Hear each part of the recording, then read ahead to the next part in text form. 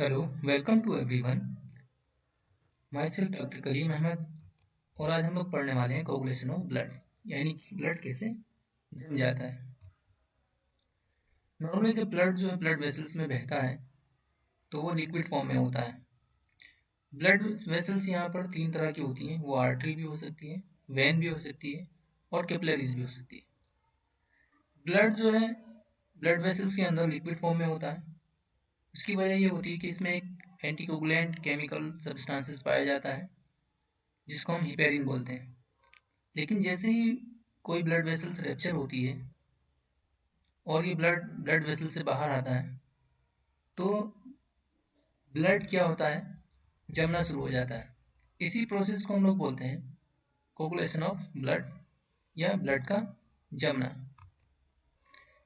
Introduction. Blood का जमना शुरू होता है तो सबसे पहले ब्लड जो है अपनी लिक्विडिटी खो देता है और एक जेली लाइक मटेरियल में कन्वर्ट हो जाता है। ये प्रोसेस कब स्टार्ट होता है? जब ब्लड ब्लड वेसल से बाहर आ जाता है या फिर हम ब्लड को ब्लड वेसल से निकाल कर किसी टेस्ट ट्यूब में या किसी कंटेनर में रख दें तो कुछ मिनट के बाद वो जेली लाइक मटेरियल में कन्वर्ट हो जाता है। तो इस प्रोसेस को हम लोग बोलते हैं कोगुलेशन ऑफ ब्लड। ऐसे सब्सटेंसेस जो ब्लड के जमने को ये ब्लड के जमने के लिए रिस्पॉन्सिबल होते हैं उनको हम क्लॉटिंग फैक्टर कहते हैं। ये क्लॉटिंग फैक्टर जो होते हैं वो 13 होते हैं। इनको रोमन नंबर में क्लासिफाई किया गया है, फर्स्ट से लेकर 13 तक। इनकी जो रैंक है वो स्पेसिफिक है। आप थर्ड रैंक पर फर्स्ट फैक्टर को नहीं रख सकते हैं। फैक्टर फर्स्ट पे फैक्टर फर्स्ट आएगा जिसका नाम फाइब्रिनोजन है। इसी तरीके से फैक्टर सेकंड पर प्रोथ्रोम्बिन आएगा। इसी तरीके से फैक्टर थर्ड पे थ्रोम्बोप्लास्टिन। यानी कि ये रोमन नंबर स्पेसिफिक रैंक पर होते हैं और इनके स्पेसिफिक नेम है। आप फैक्टर फर्स्ट को फोर्थ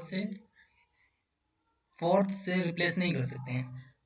ओके, तो ऐसे सारे फैक्टर्स जो ब्लड कोगुलेशन के प्रोसेस को इनहेंस करते हैं या स्टार्ट करते हैं या उसमें पार्टिसिपेट करते हैं, चाहे वो कैल्शियम ही क्यों ना हो, तो हम उसको क्या बोलते हैं? ये क्लॉटिंग फैक्टर है।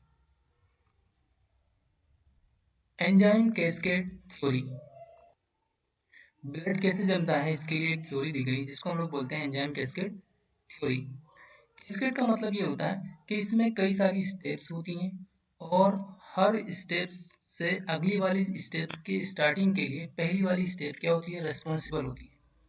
यानी अगर किसी प्रोसेस में 10 स्टेप है तो पहली स्टेप दूसरी स्टेप को एक्टिवेट करेगी, फिर दूसरी स्टेप जो है वो तीसरी स्टेप को एक्टिवेट करेगी और इस तरह से जब तक कि लास्ट स्टेप ना आ जाए। तो इसी प्रोसेस को हम बोलते हैं कैस्केड। अब ये क्लोटिंग फैक्टर्स जो होते हैं वो इनएक्टिव फॉर्म में होते हैं और इनका जो नेचर होता है वो प्रोटीन नेचर के होते हैं।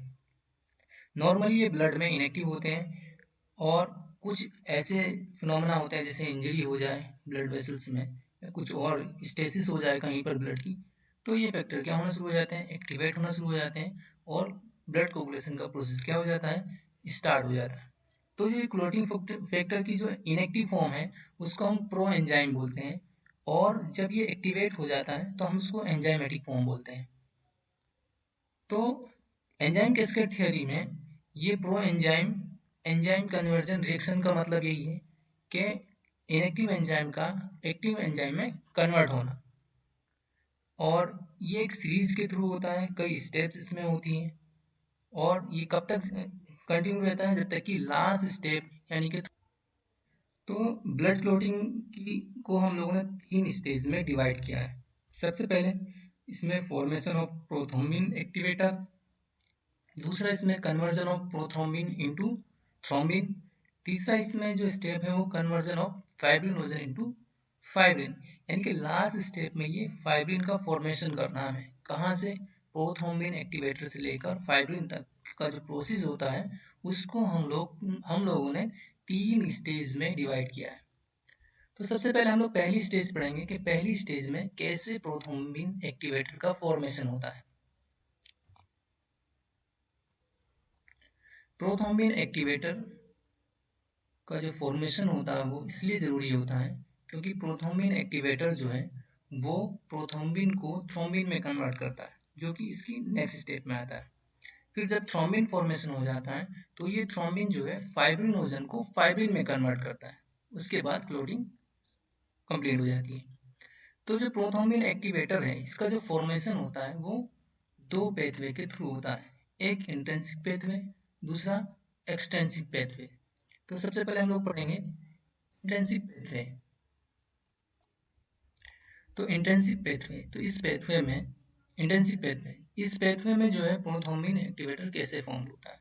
सबसे पहले क्या होती है, ब्लड वेसल रैप्चर होती है किसी इंजरी की वजह से, जैसे चाकू से कट गया या किसी दूसरे इंस्ट्रूमेंट से इंजरी हो गई, उसकी वजह से जो एंडोथेलियल होती है वो डैमेज होती है, उसके कोलेजन फाइबर क्या हो जाते हैं, एक्सपोज हो जाते हैं। जैसे ही कोलेजन फाइबर एक्सपोज होते हैं और ये फैक्टर 12 के कांटेक्ट में आते हैं तो फैक्टर 12 क्या हो जाता है, एक्टिवेट हो जाता है। इसके लिए कैलिकरिन और काइनोजन फाइबर्स जो हैं रिस्पॉन्सिबल होते हैं। दूसरी चीज है कि जैसे ही फैक्टर 12 एक्टिवेट होता है, ये फैक्टर 12 जो है फैक्टर 11 को एक्टिवेट कर देता है इन द प्रेजेंस ऑफ काइनेजन। जैसे ही फैक्टर 11 एक्टिवेट होता है तो ये फैक्टर जो है इनएक्टिव फैक्टर 9 को एक्टिवेट कर देता है in the presence of calcium, और ये एक्टिवेटेड 9 फैक्टर जो है फिर फैक्टर 10 को एक्टिवेट कराता है in the presence of calcium और in the presence of factor 8। जहां पर ब्लड वेसल रप्चर होती है वहां पर प्लेटलेट भी उसके कांटेक्ट में आती है, और जैसे ही प्लेटलेट कोलेजन फाइबर के कांटेक्ट में आती है तो ये एक्टिवेट हो जाती है और फास्फोलिपिड को क्या करती है, रिलीज करती है। तो प्लेटलेट ने फास्फोलिपिड रिलीज कराया और फैक्टर 10 पहले से ही एक्टिवेटेड है, तो ये फैक्टर 10 जो एक्टिवेटेड है प्लेटलेट के फास्फोलिपिड से मिलता है और फैक्टर 5 की प्रेजेंस में क्या बनाता है, प्रोथ्रोम्बिन एक्टिवेटर, और इस स्टेप में भी कैल्शियम आयन की रिक्वायरमेंट होती है। फैक्टर 5 जो है पॉजिटिव फीडबैक मैकेनिज्म के लिए रिस्पॉन्सिबल होता है जब थ्रोम्बिन का फॉर्मेशन होता है, उसको हम लोग आगे पढ़ने वाले हैं। इस तरह से ये इंटेंसिव फैक्टर है। सबसे पहले एंडोथेलियल डैमेज होती है, कोलेजन फाइबर क्या हो जाते हैं, एक्सपोज हो जाते हैं। फिर जो है कैलिकरिन और हैगमैन फैक्टर और काइनोजन जो है ये मिलकर जो है फैक्टर 12 को एक्टिवेट कर देते हैं। फैक्टर 12 जो एक्टिवेट होता है वो फैक्टर 11 को एक्टिवेट करता है। फैक्टर 11 को एक्टिवेट करने के लिए कैल्शियम जो है, कैल्शियम के साथ मिलकर ये फैक्टर 9 को एक्टिवेट कर देता है। फैक्टर 9 जो है फैक्टर 10 को एक्टिवेट कर देता है कैल्शियम की प्रेजेंस में और फैक्टर 8 की प्रेजेंस में। फिर जो है ये एक्टिवेटेड फैक्टर 10A जो है फैक्टर 5 के साथ मिलकर प्रोथ्रोम्बिन एक्टिवेटर का फॉर्मेशन करते हैं।